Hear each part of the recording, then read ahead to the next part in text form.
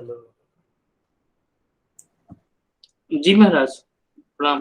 अच्छा, आवाज आ रही है? आवाज आ रही है, ठीक।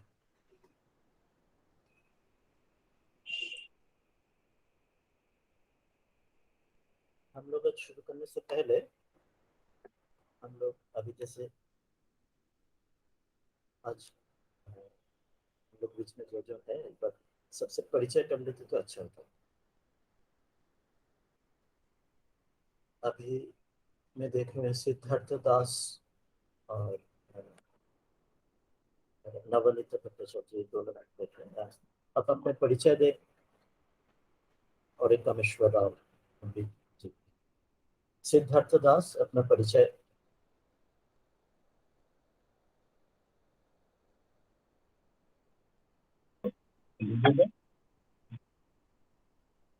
হ্যাঁ, আমি অ্যাকচুয়ালি সিদ্ধার্থর বাবা। মহারাজ নমস্কার। ओ अच्छा अच्छा अच्छा। ওর ডিভাইসের ক্লাস এটা করছি আর কি। हाँ, ठीक है। तो आज का क्लास हम लोग को हिंदी में ही है, तो हम लोग हिंदी में ही चर्चा करेंगे, ठीक है? हिंदी और इंग्लिश। অ্যাকচুয়ালি আমি doctor Sushant Das, father of Siddharth Das. And anything else, Maharaj? हाँ, और फिर कामेश्वर राव जी आप अपना परिचय देंगे।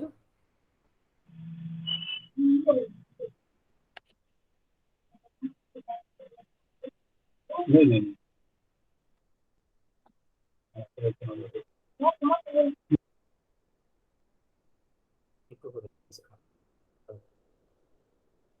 और मैंने नवनीत भट्टाचार्य।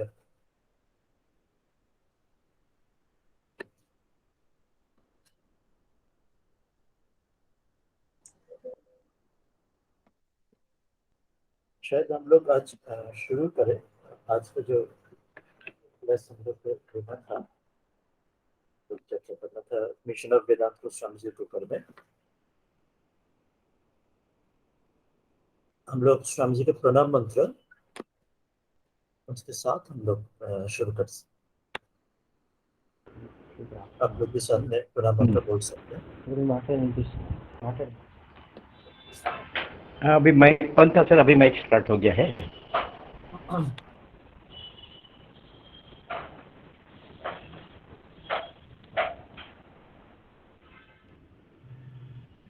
ओम नमस्ते यते राजाय नमस्ते यतिराजाय विवेकानंद सूरये विवेकानंद विवेकानंद सूर्ये सच्चित् सुख स्वरूपाय सच्चित सुख स्वरूपाय स्वरूपाय रामकृष्णाय स्वामिने तापहारिणे स्वामिने तापहारिणे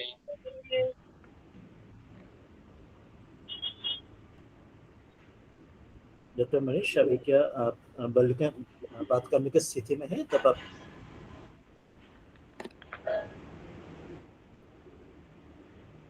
मनीष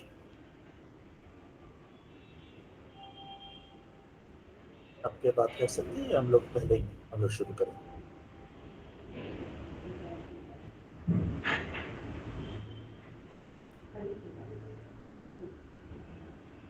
शायद आज पुरुष ज्यादा नहीं कर पाए, ट्रैवल कर रहे। हम लोग ऐसे आते हैं, आज जो मिशनर वेदांत कुंभकर्ण जो लेक्चर है, 2-3 इसके विषय में हम लोग चर्चा के लिए सोचे थे। ये लेक्चर काफी बड़ा लेक्चर है, हम लोग देखेंगे तो शायद 2-3 या और भी ज्यादा समय हम लोग इस लेक्चर के ऊपर हम लोग आगे चर्चा करेंगे। स्वामी जी जब मैड्रास पहुंचने से पहले ये उनको आखिरी जो यहाँ पे जगह रुके थे, इसके बाद उन्होंने मैड्रास, आज के जो चेन्नई, वहाँ से वहाँ तक पहुँचेंगे। उन्होंने अमृतसर लौट के जब कोलंबो से पश्चिम बंगाल तक होते होते हुए जब बाद में अल्मोड़ा तक जाएंगे। इस लेक्चर में एक विशेष विषय के साथ स्वामी जी इस वक्तृत्व की शुरुआत किए थे। जो हम लोग विवेक दर्शन ग्रुप में गीता के द्वितीय अध्याय सांख्य योग का एक विषय के साथ हम लोग चर्चा किए थे। उसमें श्री कृष्ण बोल रहे हैं अर्जुन को, अर्जुन युद्ध छोड़ना चाह रहे थे। इसका प्रथम अध्याय में अर्जुन विषाद युद्ध से अपना काम त्याग करके भिक्षा जीविका जीवन लेना चाह रहे थे।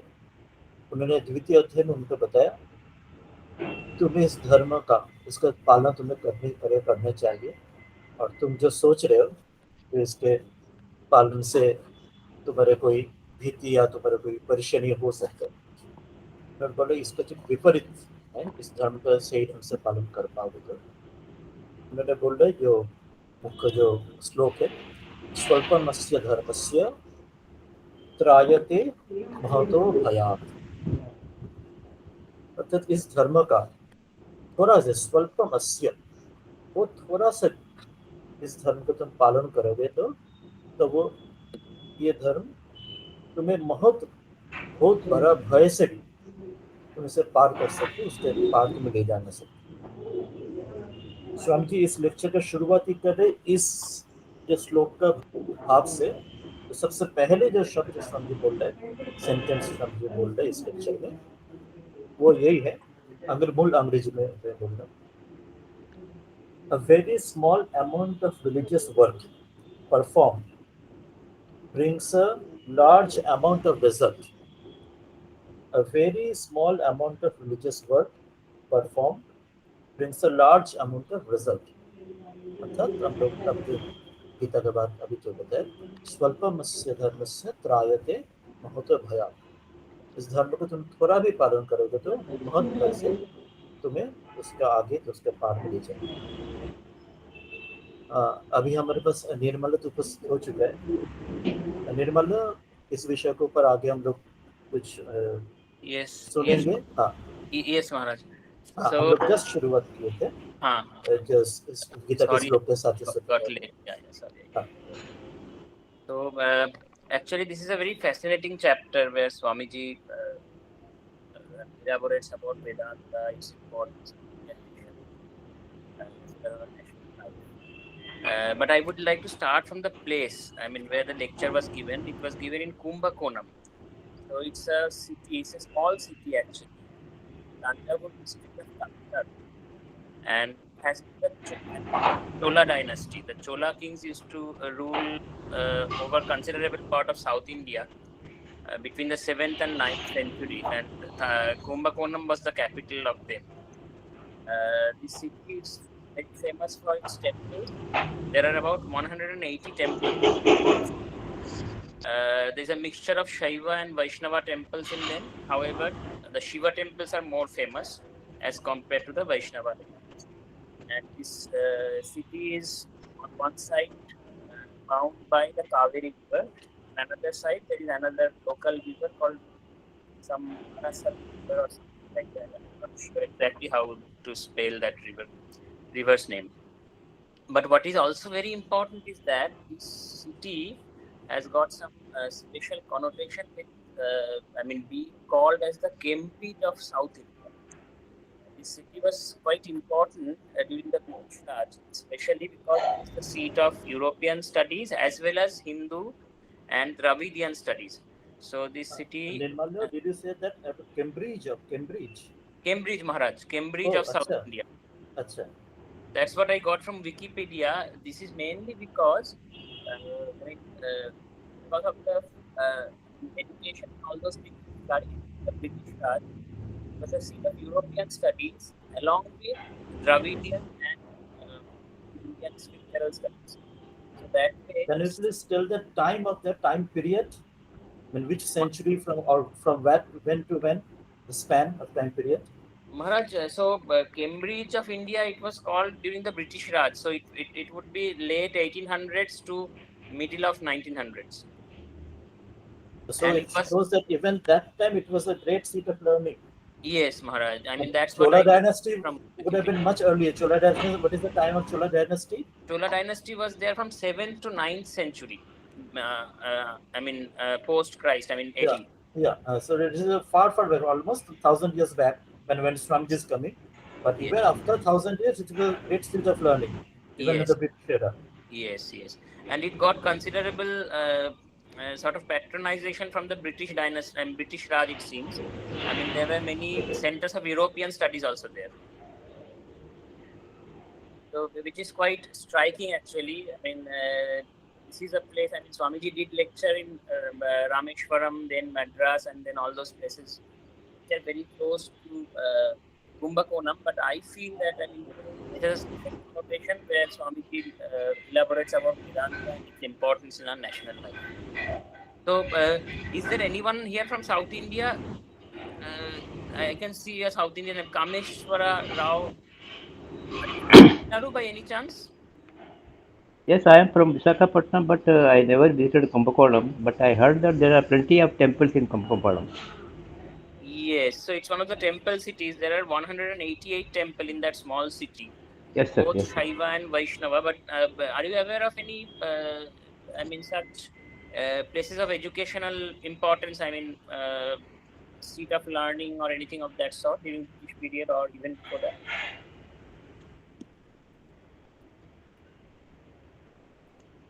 No, I am not very clear regarding that other education system. But the Kumbakonam is full of temples, Hindu temples and Shaiva temples, Vishnu temples.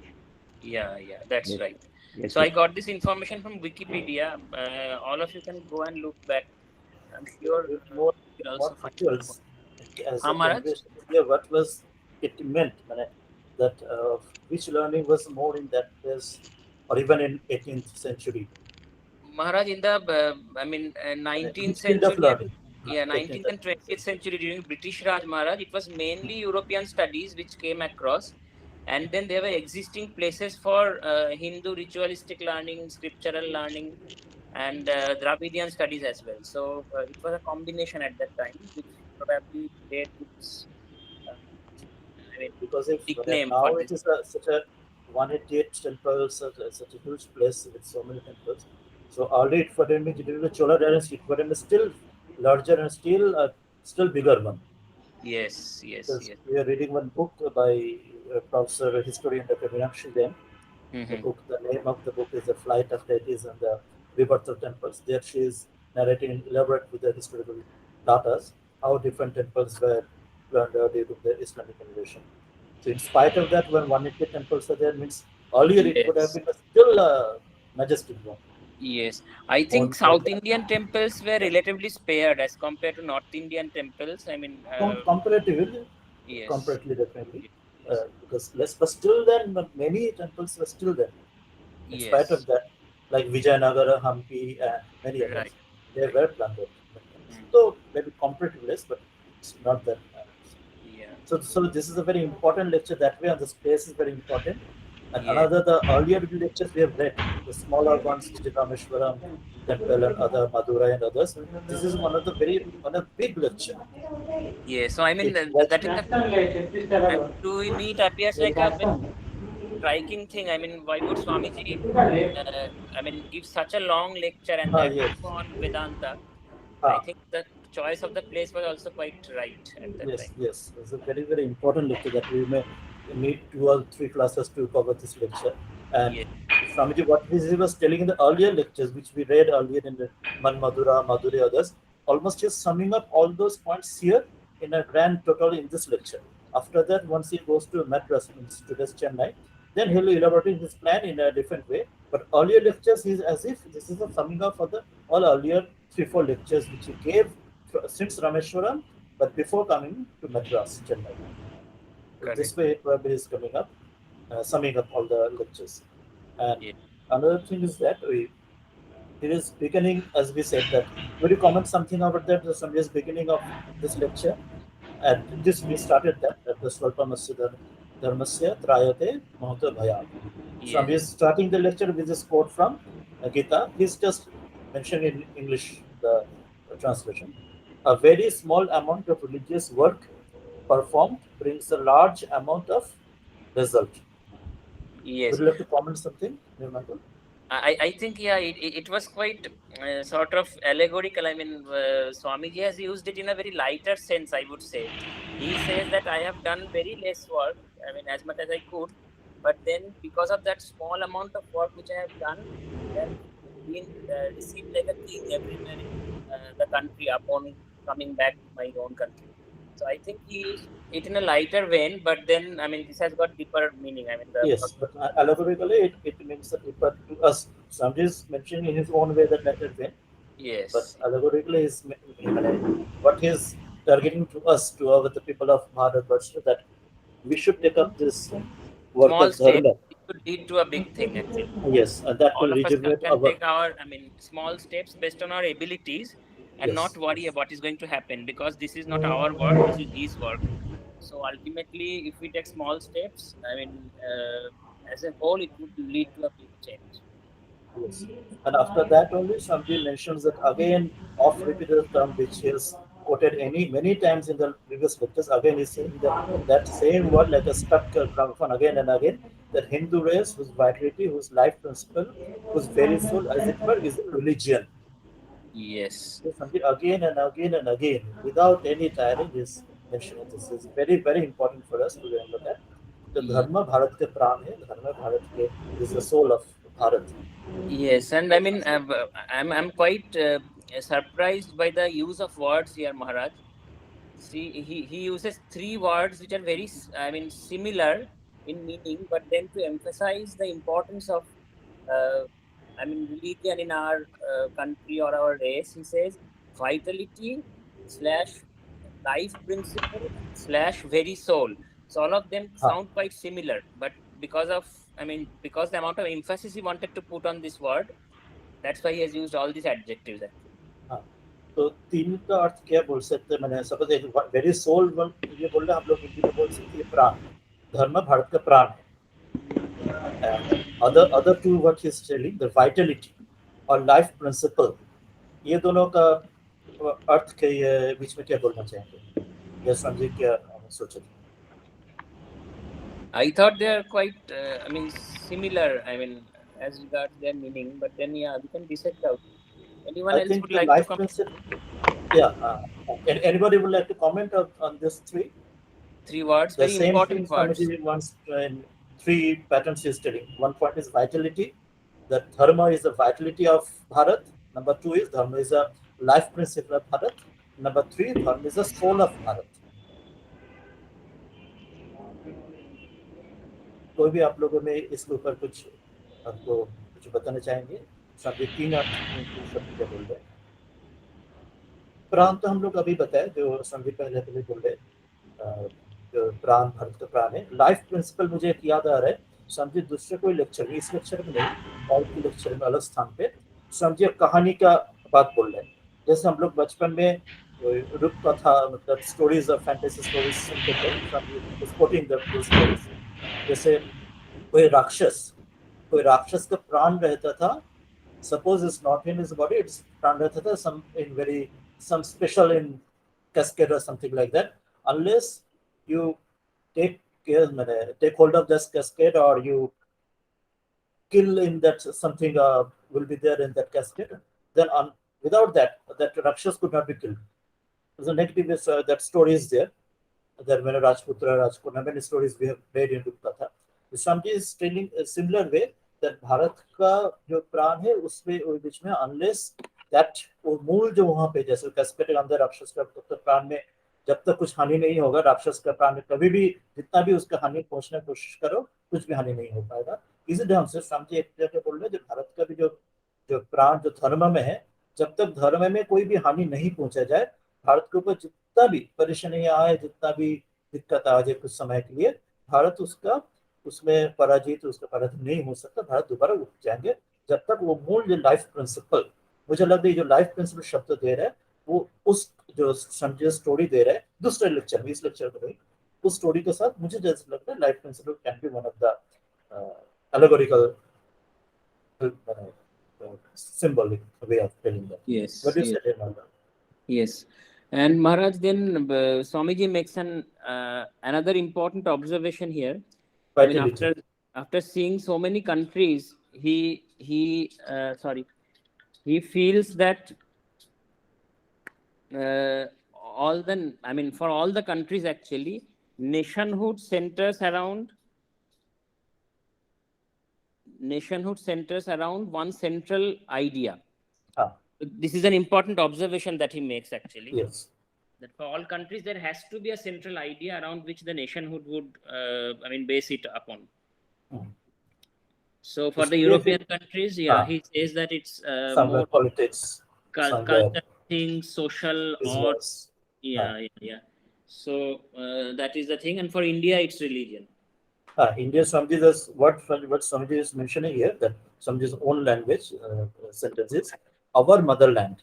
But this religion and religion alone for its basis, for its backbone, for the bedrock upon which the whole building of its life has been based. Here again, Swamiji is quoting 3 words, you see. Earlier हम लोग देखे थे vitality था, life principle था, soul था. एक प्राण लिया तो life principle हम लोग देखा. इसमें समझे 3 शब्द बोले, एक बेसिस में फाउंडेशन, एक बैकबोन में हम रेड कनेक्टिव जैसे होता है, और एक bedrock is a way of foundation, but it is a little bit different way. तो 3 थिंग्स अगेन ही सेइंग. इसका हार्ट के रेड कनेक्टिव जैसी भी, जैसे स्पाइनल कॉर्ड, या तो जब तक वर्टिब्रल कॉलम ठीक रह गए, only a man can stand straight, without that man can. And bases also the foundation, the bedrock upon which the whole building of its life is based. The tini religion and religion alone. यहाँ पे 3 बार समझिए ये बात कर लो.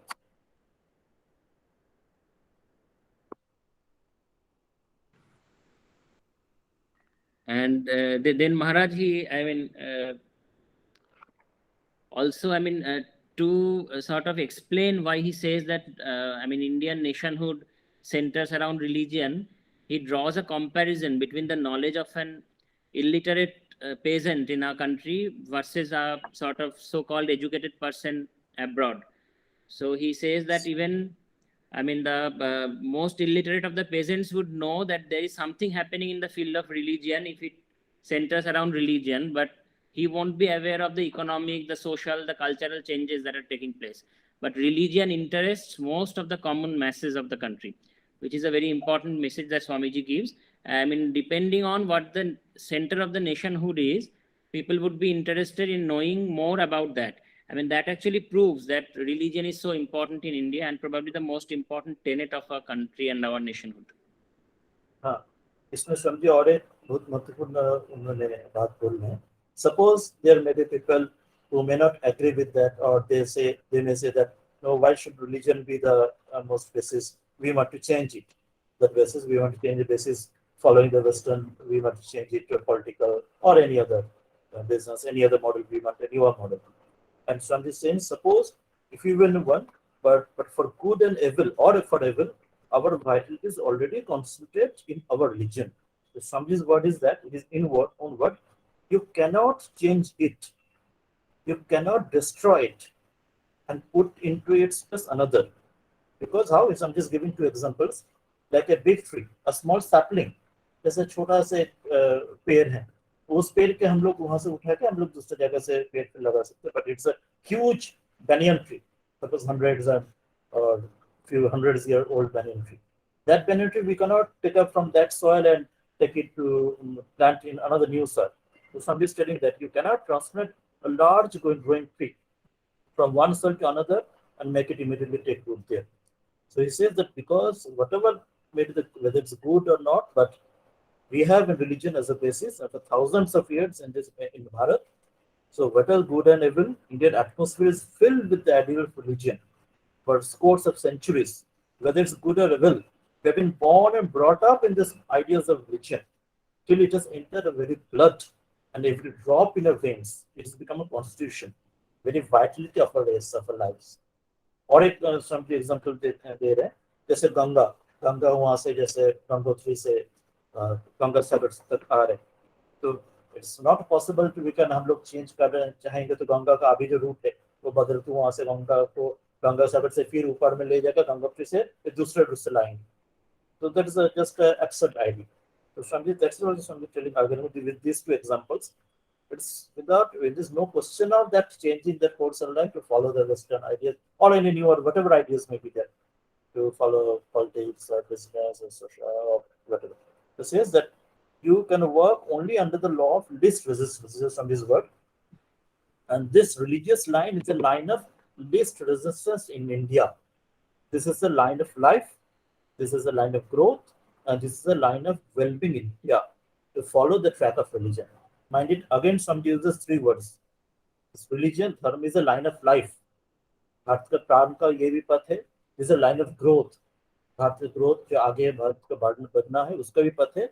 And this is a line of well-being. Bharat के अच्छा और बेहतर होने के लिए, that also this is the only path. तो तीन जगह पर समझिए, तीन बार समझिए बात बोल रहे हैं. पहले समझिए से religion is vitality number 1, religion is life principle number 2, religion is soul number 3. दूसरे बार समझिए बोले तीन बार, religion is the basis, then religion is the backbone, religion is the bedrock.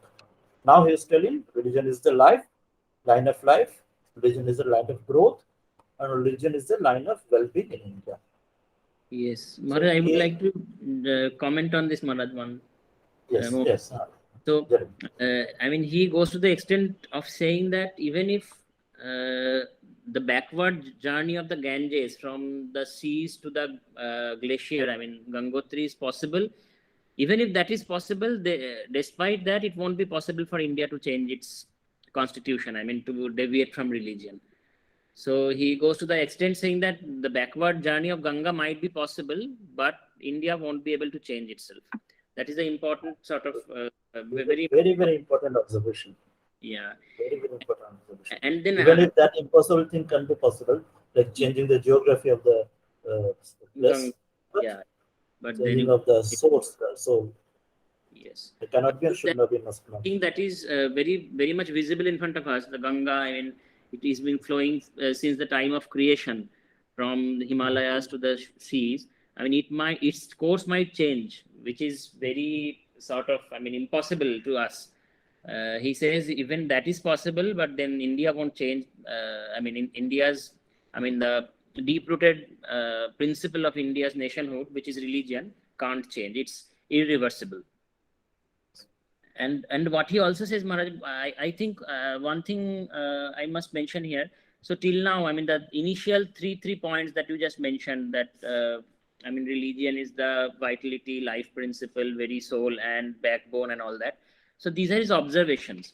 But I feel, Maharaj, that when he says that religion is the line of growth as well as the well-being of India, I think it's a sort of prophecy that he makes. I mean, he prophesizes that if India continues to be in this path, then India will thrive well, and it's the right path to take. So this is a prophecy that he makes. Yes, that's a great prophecy, even for future, the life, the growth, and for future well-being of India. तो उसमें भी समझिए एक तुलना दे रहे साथ में, जैसे एक बार बता रहे थे, there may be some people, they may say that what this religion, by being this bedrock or basis of religion, what help will it do good to the nation? Somebody says that बहुत बार बहुत लोग बोल रहे that we those who are supposed to know better, but they say that even at least they who pretend to know at least better, they make many arguments against the Indian religion, that this religion does not conduce to this. From his own words, he's speaking in this picture, that there's some complaints are made that this our religion does not conduce to well-being in this world, that it does not bring gold to us, that it does not make us robbers of nations, that it does not make us strong, stand upon the bodies of weak and feed themselves with the lifeblood of the weak. Certainly, our religion does not do that. From here starts a comparison. Then, when the question comes that to others, that why this religion, it should be the life or the growth or well-being, why you should not change to either any other way of life or any other philosophy, whatever it may be. He's just making introduction of that, and after that he's defending the religion, and some very important observations will come, and then Nirmala will speak about this very important observation. Just a couple of points here. So I mean, first of all, he says that I mean our religion is not, I mean, does not help us in gaining materially. it doesn't declare war against another country, take occupation of another country, and propagate itself.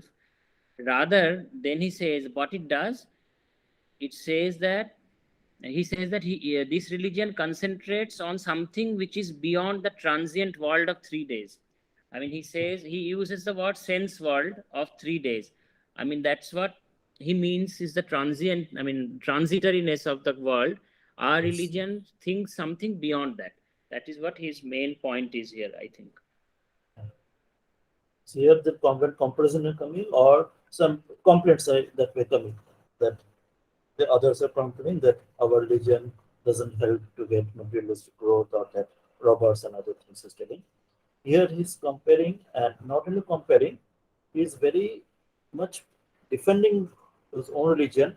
In 3 or 4 times he's telling the next paragraph, it is just a reverse. He says, these people who complain about this, that our religion is not good and this and that, they are little dream that there is the very argument which they use to prove that our religion is not that good or like that, but it does not make for this world. He says just a reverse that, but it's a reverse is true. Ours only is the true religion. Something very useful when you just see that a very important statement is making. Ours in the only true religion. हमारे धर्म में एकमात्र सत्य एकदम सही धर्म किस लिए? Because according to that, just अभी जब मैंने बोला, there's no little sense world, and it's beyond that sense world. There's no craving for this small, this in this boundaries of this our present state, but we try to go beyond the senses. उसके बाद from the street बोल रहे that again he's speaking the same word. Ours is the true religion. Why?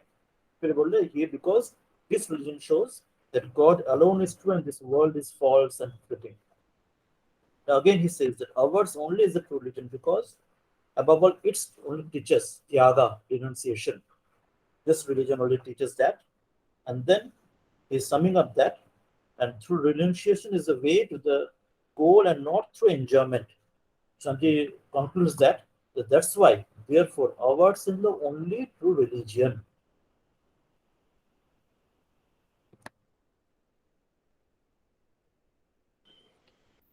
Yes, Maharaj. He goes on to say that while the non-Hindu religions or sort of the Western philosophy, they tell us how much can one possess, versus our religion, which teaches us how little we can survive on.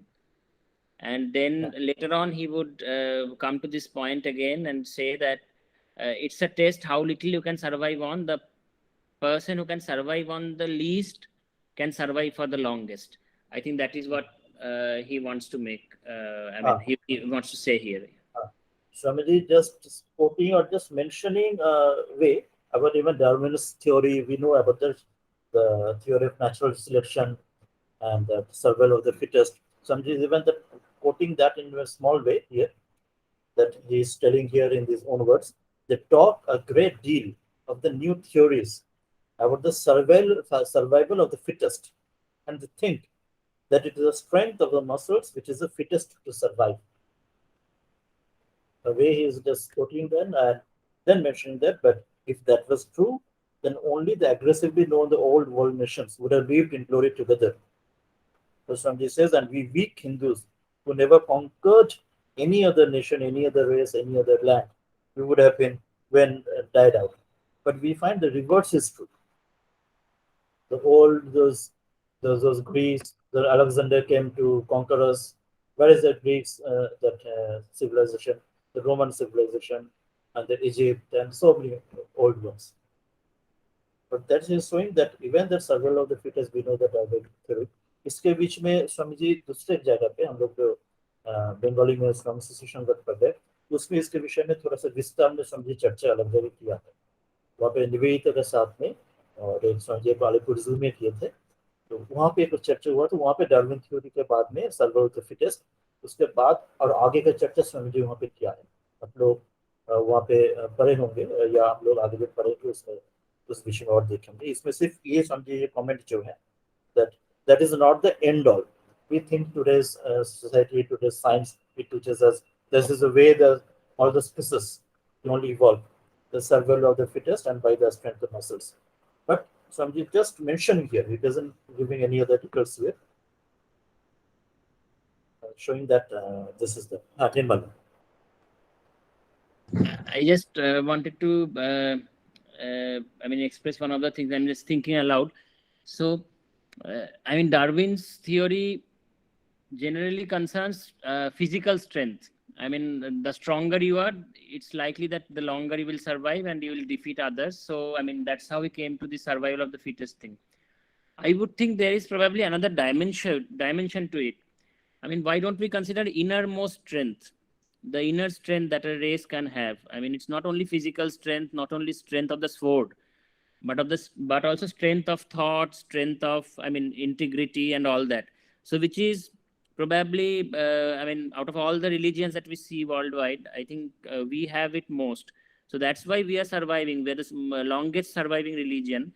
And I think Darwin's theory can hold true here as well. This is just an observation that I wanted to mention. This is one of the way to put in that. Or Dusta Prakadna Swami is telling that Samsida Shambhavi, which was we are just quoting there, that with Niveta Swami was discussion in that book, you'll see that Swami says that when we see what we see these lower animals, that species, this Darwin's theory, it means when you struggle with each others and the best only in the so-called the rat race, only the who competes and best will survive, others will be lost. That shows that you have to be selfish in that way to gain your goal. You have to push everybody else behind, and you have to put your own. Of course, yes, in Darwin's theory, survival fittest, one wants to win at the cost of others. So that is the selfishness is the core principle of that. Whether today's rat race, we think in today's society, Dr. Manish right now, it just he gave a message there about that. So similarly, but when Swami quotes them, but he says, after that, once you become human, that also talked by even Sri Aurobindo was also told about that. Supraconsciousness means after that, once you become a human being, after that evolution won't be through that selfishness. It is a reverse process. Swami says, then evolution happens through Swartha Tyaga, and sacrifice. Till you become human, because Homo sapiens. Till then, it may be Darwin theory in that way, the survival of the fittest by physical strength, the selfishness at the cost of others. You may, by defeating others, you can win. But once you become human, to become a godman, you may say that way, or become a more evolved way, or whatever the great people, Mahapurush, those we call, even starting with all the Buddha, or even Jesus Christ, or whoever you speak of that. So when they get wicked, they by not by going against others, by sacrificing themselves for the good and well-being for others. ये स्वामी वहां पे बोल रहे that way human होने के बाद, मनुष्य होने के बाद, उसके बाद ये थ्योरी जो होंगी, इट्स नॉट थ्रू दैट स्वार्थ भरत बट स्वार्थ त्याग. This is the very radical change in the meaning that comes. So that way, that theory may be that Darwin theory may be only when you're dividing and you get better and one day. But here is a unifying theory. When you sacrifice for others, then you are not putting them beyond, you're putting them in your own bosom. You're bringing them close with your own. You're uniting. That is which Advaita is. Yet, I just the Bhava, Nirmala, which is vision. He also goes on to say that at that time, probably because India was a country under British occupation, he said that it seems that all the religious forces in this country are devitalized. But then he again prophesizes that but India has shown this time and again that at the right time it will spring back to action and vitality, which is probably coincident with the time that Swamiji was in.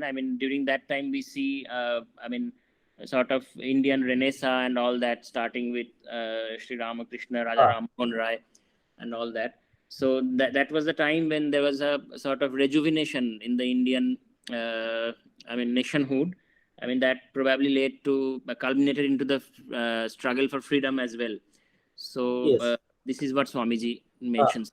This is also that way historically documented. That we are talking, you remember that historian Ramesh Chandra Majumdar, R.C. Majumdar, the very famous historian, he wrote somewhere that the Hindu nationalism, that way it started with the Renaissance, it started with the advent of Sri Ramakrishna. Sri Ramakrishna can be said the soul, or spiritual soul of this today's Hindu nationalism, that way that new advent of that. And then Swamiji Vivekananda, he was a Arvinder, he propagated works, and many other came following him. Like we know Sri Aurobindo came, and political field we know Netaji came, and we know those times, those revolutionaries till 1947 जो हम लोग बहुत लोग को पता है, बाघा जितन हम लोग पता है, और लोकमान्य तिलक, फिर और लोग इनके बारे में मास्टर दस्तूर सेन, और भी कितने हम लोग और भी नाम हम लोग बोले, उसमें भी we found that many of them, their principle, they were fighting for the freedom, but their principle was based on the Gita and the from this Rajyo. So almost many of the revolutionists, they had these books with them, either Gita or Rajyo or some these books with them. So that shows that that Indian consciousness or renaissance of that, it was through that path only which Swamiji already prophesied before that in this 1897, and he passed away in 1992. 40 years later, 45 years later, India got to freedom. But that way, this almost 40, 45 years, that was beginning reality. Many people, so there's been Chitranas, that we saw.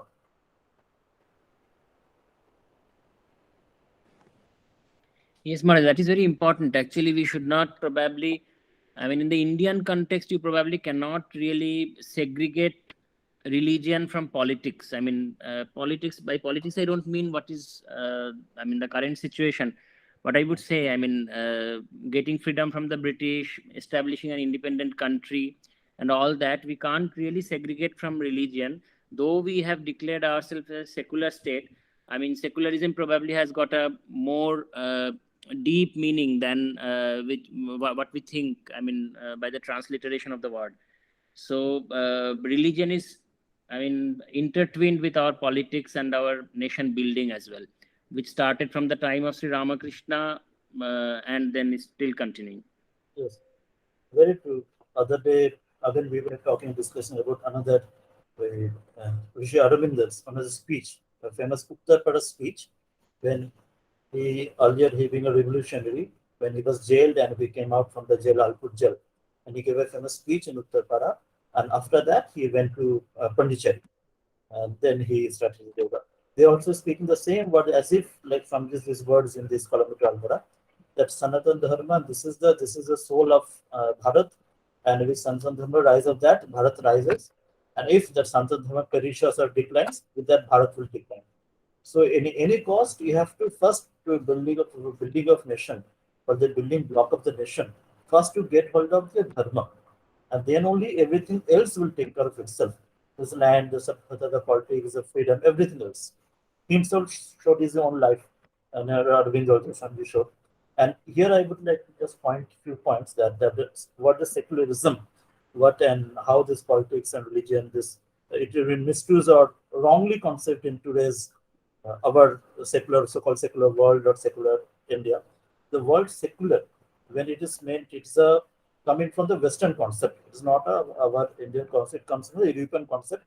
When initially the church was in loggerhead with the nations and the European nations, which happened during after when the Renaissance and Middle Age happened in Europe. So when they wanted the meaning of secular means, there should not be any connection between the church, the religion, and the nation, whatever states are there, the administration government.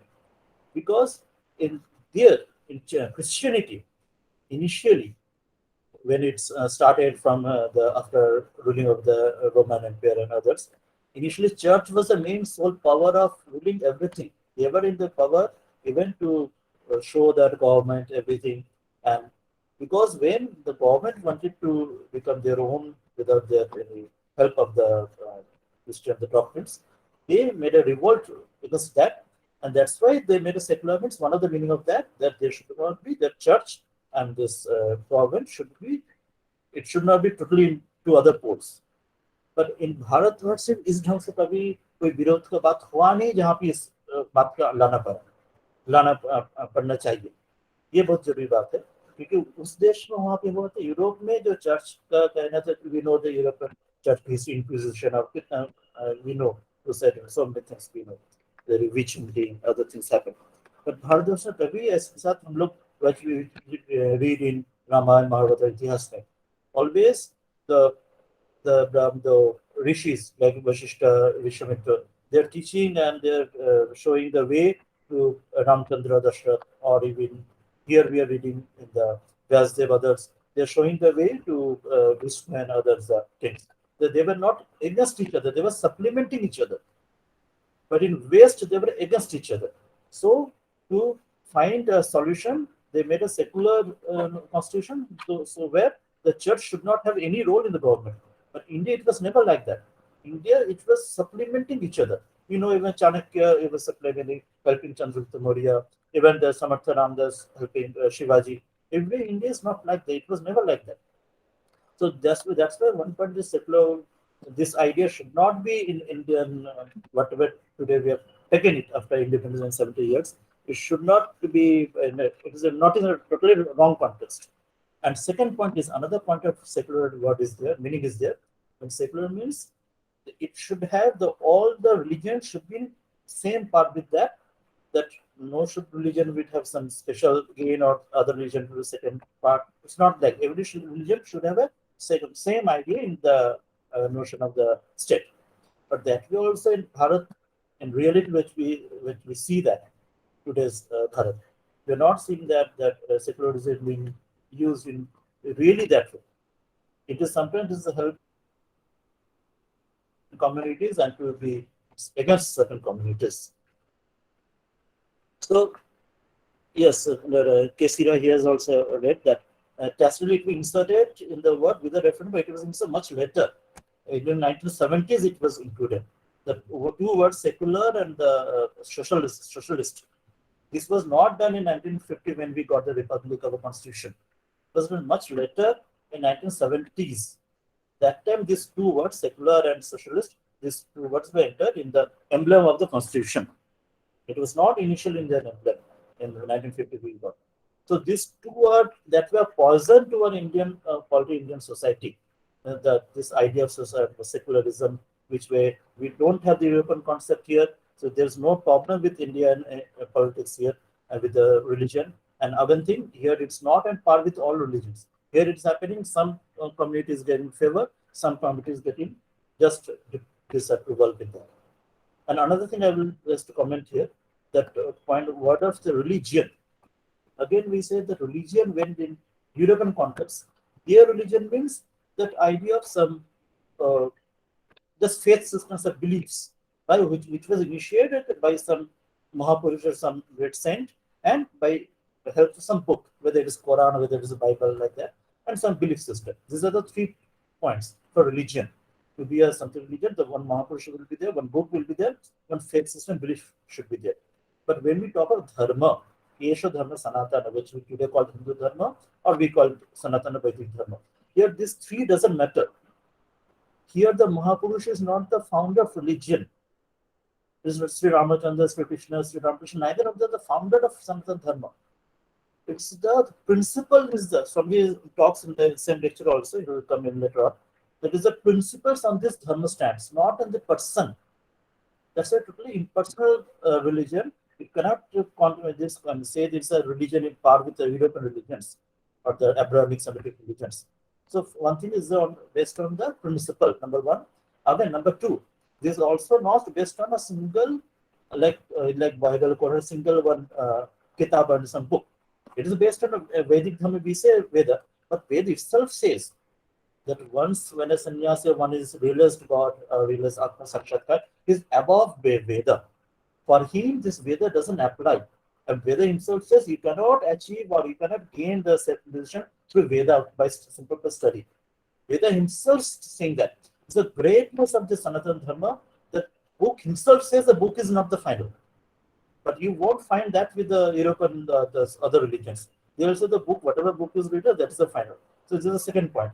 This our Dharma is not based on this person, and also fully not based on the book. I'll put the third point, and Nirmala will say something. Yes, Maharaj, I mean, that's an excellent way of explaining, I mean, how a religion probably allows people who are evolved souls to go beyond our, main scriptures. The Vedas, which are the foundation, the founding scriptures of our religion. They only say that sannyasis and evolved souls who don't need to cater to all these religious texts, they can go beyond that. Yeah, which is a wonderful, thing actually, which is probably a novel thing nowhere to be seen in the world. And in this reference, I would just mention about the Sikhs and the Islam and all those people. They're so much obsessed about their scriptures. Their scriptures are probably, not to be challenged. And if in case anyone challenges their scriptures, they're gone. They are driven out of the religion. So it's so important and so nice for our, So these two are very important. Third point, which was telling that those religions, Abrahamic self-help religions, there is faith or belief systems. But here again, it is not that faith or belief system, not the final authority here. We say that we read in Pathfinders or Gita. Very Gita, what it says, what Sri Krishna says in the end to Arjuna, he says, "This is what I've told you. Now it is for you to decide." Such a great freedom is not putting that I've told you, now you have to follow that, you blindly, nothing is telling. He says, this is the idea. If you follow that, you'll prosper. If you don't follow, then you may perish, but it's not for you to decide. Whatever you choose for yourself. Such a freedom. And you can realize the truth by yourself. It's not that one person once he realized and we cannot only blindly follow. It's nothing like that. So this is the three very important concepts of dharma and the difference with religion. Religion is based on some person. Dharma is never based on person, it's based on principle. Number two, religion is based. Religion is what I'm telling this Western religions or Semitic religions. This is based on books, some book, whatever some book is there, separate book is there. But here it's not based on book is very important, like Gita is very important, but it's not the final all in all. You have to go beyond that book to realize. Third point, there it is only faith system, belief system. Just believe that and you will go to wherever you go after death, you all go, there is a judgment day, whatever you will be there. It's nothing that. Here in this life itself, you may practice the precepts and you can realize the truth in your own life right now, here and now. This is the very important three concepts. So when we tell that the dharma should be in our Bharat, everything, even in politics, even in social, everything dharma should be there. So it should not, we are never talking dharma as like religion. It's not, religion should not be there like in Semitic religions. But dharma should be each and every core, every principle in dharma, it should be there everywhere in Bharat. Everywhere, the politics, whether governance, whether it is school, college, everywhere dharma should be there. And these principles, because it's the most impersonal thing. This is what this says. Again, I'm going to tell about this, that later on this lecture, we were just kept on talking, we could not read the next part of the lecture. I think Nirmala, you just proceed with that. Yes, Maharaj. And he also says that by adopting this approach of an impersonal religion where you don't have a prophet who is the only prophet of that religion, it actually makes things easier and probably establishes a religion on a stronger foundation, because he says sometimes historically down the line it might be proved that the prophet did not exist, or half of his life that we know till now are not correct historically. Then what would happen to that religion which has got only one prophet? The whole thing will crumble. But unlike in Hinduism, we don't have a single prophet. So even if 10 of our prophets are proven wrong, there is no harm. Our religion is not affected at all, because we have so many seers and sages, half of whom we don't know about. They have made the foundation of this religion, of the Sanatan Dharma that we follow today.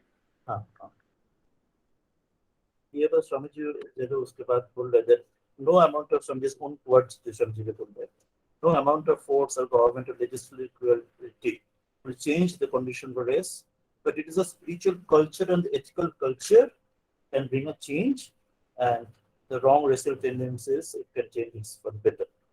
And he says that the West, the races of West, which we just talked about this Western religions or other right now. Now, Swami says they're hankering for the truth.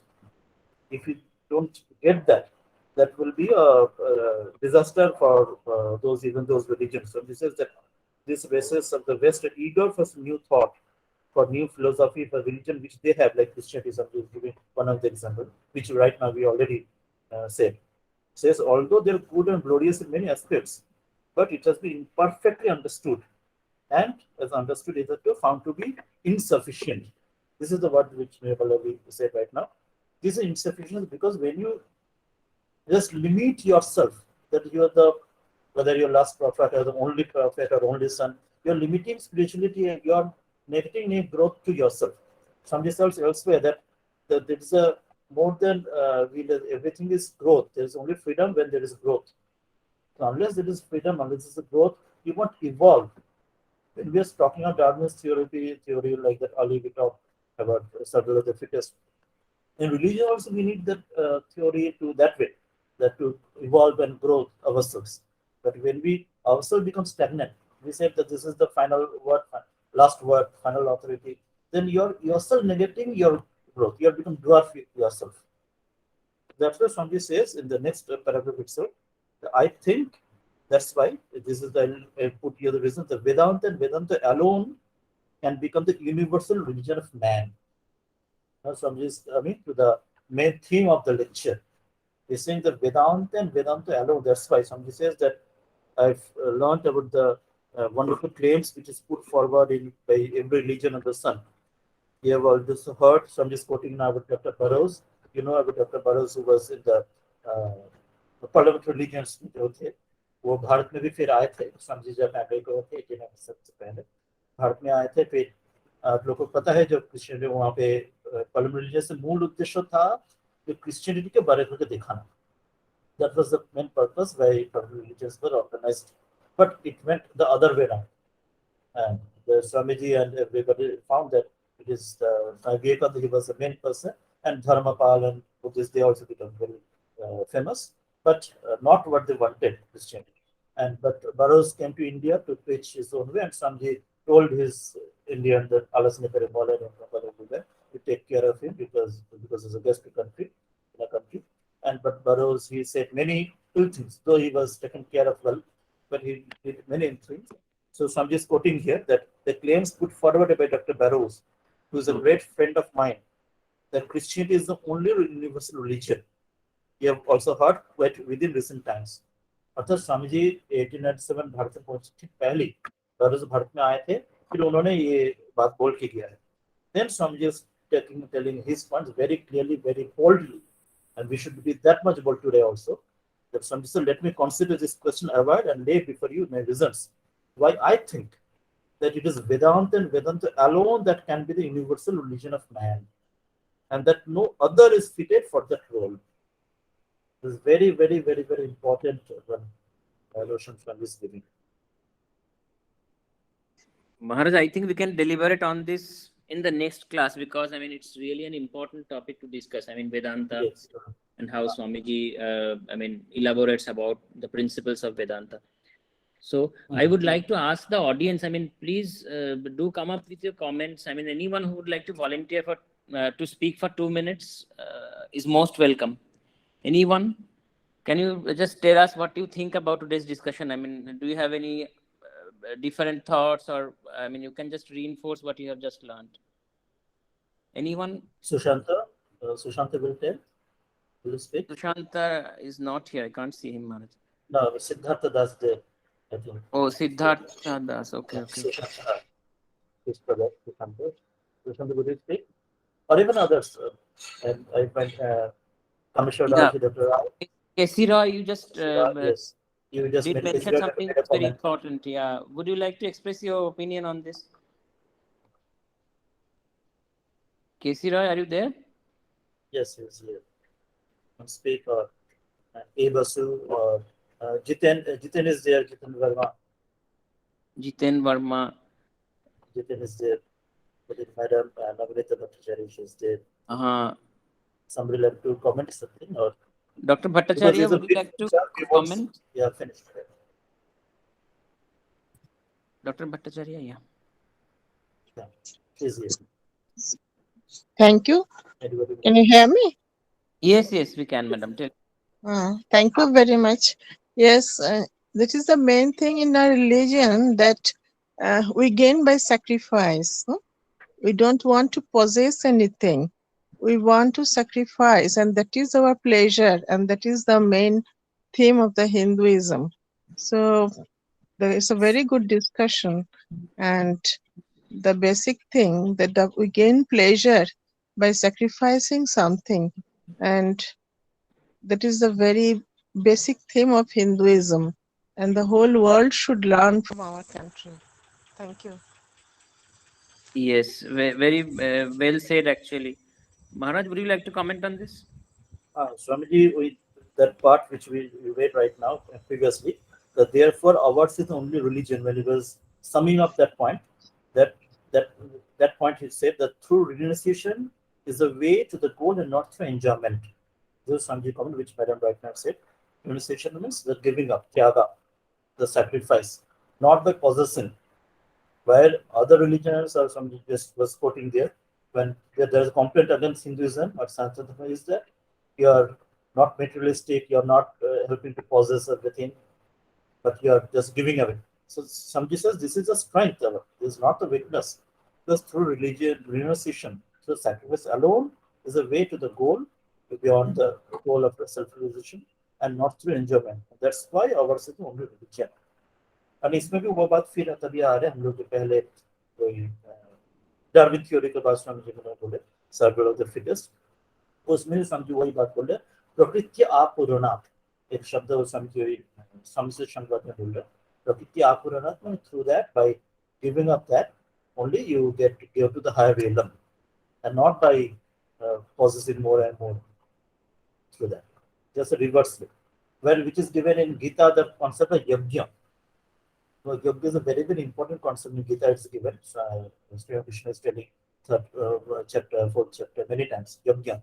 Yajna means yajna by Vishnu, yajna by Atma. Means that whichever is given, not taken up for a soul of a need, but which is given up to others or like devas, you offer that, and yoga system. When after offering that, what is remaining is that you take up.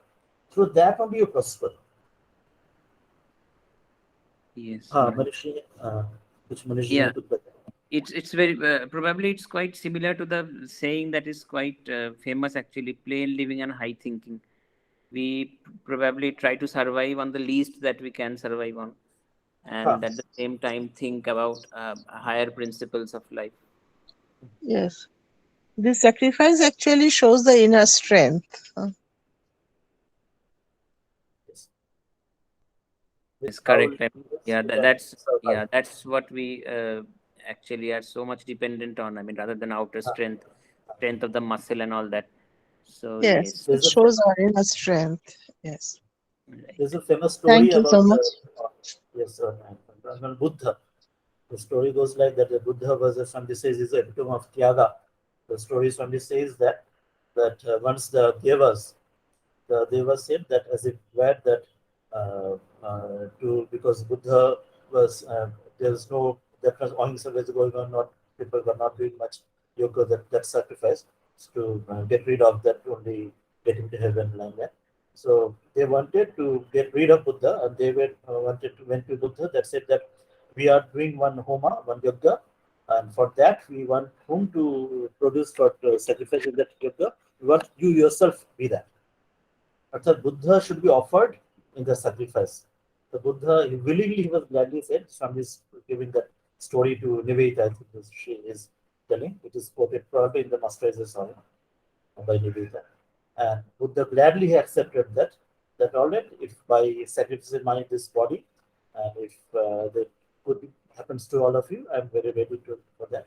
And he was lying over that sacrificial fire, but because nothing happened when it was lit, fire was lit, but it could not burn Buddha, and then that way the story goes. The Tyaga is the most important. Like we know that Dadich, Nivedita said in our very Vajra, when she made the national flag of India. She made the Vajra means from the Dadich, the sage who gave up his own body and gave to Indra to build his Vajra, so that killed one Asura. So that is our the national character idea of Bharat. Renunciation of service. Through sacrifice only you can serve.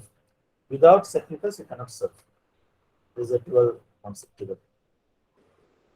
Yes. Ram Swami ji, मैं जितेंद्र बोल रहा हूँ। हाँ, बोलो। हाँ स्वामी जी, जैसे आज का जो टॉपिक था मिशन ऑफ वेदांता, उसमें आपने बहुत अच्छा जो है बताया, और उसमें आपने जो है मेंशन किया कि वेदांता खुद ही मतलब ये कोट करता है कि केवल किताब वेदांत जो है पढ़ने से हम लोग उसका जो मिशन है उसको नहीं आगे बढ़ा पाएंगे। तो इसका मतलब हम लोग क्या समझें कि इसको अपने इंडिविजुअल लेवल पे उतारने के लिए हमको पहले अपना खुद थोड़ा सा उसको अपने अंदर लाके फिर तभी हम दूसरे को मैसेज दे पाएंगे। तो उसके लिए हमको पहला मतलब सबसे पहला स्टेप क्या लेना चाहिए या कैसे इनिशिएट करना चाहिए इसके लिए कि हम उसको वेदांत का जो मैसेज है कि आत्मनो मुत्था जगत पिता का या every soul is potentially divine, उसको मैनिफेस्ट करने के लिए सब क्या स्टेप है जो इसका। थैंक यू हाँ, अंकल जी। इसके तो प्रस्तुति है। आज तो हम लोग इतना तक इस लेक्चर में पढ़ा। इसका लेक्चर के अगले जो 1-2 दिन शायद और पढ़ेंगे, उसमें डिटेल्स समझे आएंगे जब वेदांत के विषय में। में जैसे उन्होंने इंट्रोडक्शन दिया इतना तक, वेदांत का जब डिटेल्स पढ़ेंगे अगले क्लास में वो उसमें आएगा। उसमें से एक बात सिर्फ इतना कहूंगा, जो वेदांत का जो समझे जब बोलेंगे Vedanta alone can be universal religion of man, तो उसमें जो वेदांत का तैयारी, वेदांत का जो मूल तत्व जो यूनिटी, एकत्व, ये तत्व है। तो उस एकत्व के लिए स्वामी जी आगे भी बताएंगे और गीता में भी है, हम लोग धीरे धीरे आगे बढ़ते हैं उसमें। जो whatever we are doing life में, जो जहाँ पे जो जिस फील्ड में भी जो है उसमें to do that as a offering, sacrifice का भी जो बात अभी जो कहा गया था यज्ञ, as a offering should not be for the self, our only self, मतलब स्मॉल जो सकाम जो आप लोग कर्म बोला जाता है, सिर्फ हमने स्मॉल गोल के लिए, जो रैट रेस के लिए एम्बिशन के लिए गोल होता है, so वो गोल सिर्फ नहीं होना चाहिए। It should be some higher purpose. That is to begin with that. It should be some higher purpose, not to my own personal my goal. It should something cause some well-being to some greater, either my society or some whatever you feel like call your calling or nation like that. Through that you will widen your perspective, and through that you will time with time will see that it will come that हम लोग सबके साथ हम लोग एकत्व भाव है। वो भी डिटेल समझिए इसके बाद ही आएंगे, हम लोग अगले क्लास में पढ़ेंगे। तो 2 इम्पोर्टेंट पॉइंट समझिए पढ़ेंगे। हम लोग उसका वीडियो ऑलरेडी ऑडियो ग्रुप में दिया है आज मैंने इंग्लिश में, जो आप लोग पूरा पढ़ लेंगे एक बार, हम लोग अगले क्लास में फिर चर्चा जारी रखेंगे जरूर। तो महाराज, yeah, it's 8 minutes past 9, Maharaj, so we should probably end today's session. We can stop now. So next week, Maharaj, next Sunday is Ram Navami. Would you like to have a session or just defer it to the following week? हम लोग इस बीच में चर्चा कर लेंगे, होगा तो बंगाली होगा और नहीं होगा तो नहीं, हम लोग बीच में चर्चा करेंगे। उसके बाद फिर जब होगा 2 हफ्ते बाद इंग्लिश हिंदी, उसमें यही लेक्चर हम लोग शायद और 2-3 प्लस एक लेक्चर को लेके आगे बढ़ना पड़ेगा, वेदांत का अच्छे से शुरू करना। आज हम लोग सूचना। So Maharaj, I'd like to just end with this shloka from Bhagavad Gita that this lecture started with actually. So 40th verse of 2nd chapter of Bhagavad Gita. So all of you can unmute yourselves and chant with me. And Maharaj probably can tell us in brief about the meaning of we on the slope will repeat. Yeah. So I'll part will be the Shri Bhagavanuvach. Shri Bhagavanuvach. Nehabhikramana shosti. Nehabhikramana shosti. Pratyavayo na vidyate. Pratyavayo na vidyate. Swalpamapyasya dharmasya. Swalpamasya dharmasya. Trayate mahato bhayat. Trayate mahato bhayat. Om Shanti Shanti Shanti. That's Ram Krishna Arpanamastu. Maharaj, just would you like to tell us the meaning of this verse? I mean, यहाँ पे ब्राह्मण से प्रत्यवाय, इस जो धर्म का थोड़ा सा भी जो भी पालन करोगे तो इसमें कोई प्रत्यवाय, इसका कोई विपरीत फल एक तो उत्पन्न नहीं होता, इसका कोई नुकसान जैसे कुछ भी नहीं है। दूसरा और भी क्या है, पॉजिटिव क्या है, नेगेटिव तो कुछ है नहीं। और दूसरे चरण में बोले स्वल्पम अपि अस्य, इस धर्म का थोड़ा सा भी पालन करोगे तो बहुत भय से ये तुम्हें त्राण करेंगे। This is the positive part. और द फर्स्ट चरण में नेगेटिव पार्ट भी नहीं है, वो बोल रहे इसमें कोई प्रत्यवाय या कोई नेगेटिव कुछ भी नहीं है। सेकंड चरण में पॉजिटिव दे रहे, मौत भय से तुम्हें त्राण करे। इसमें विस्तृत अर्थ तो हम लोग आगे चर्चा करेंगे। आप गीता क्लास में हो रहा है, करेंगे आप उसको ट्रांसलेशन। थैंक यू महाराज, धन्यवाद, प्रणाम महाराज। प्रणाम महाराज। प्रणाम महाराज।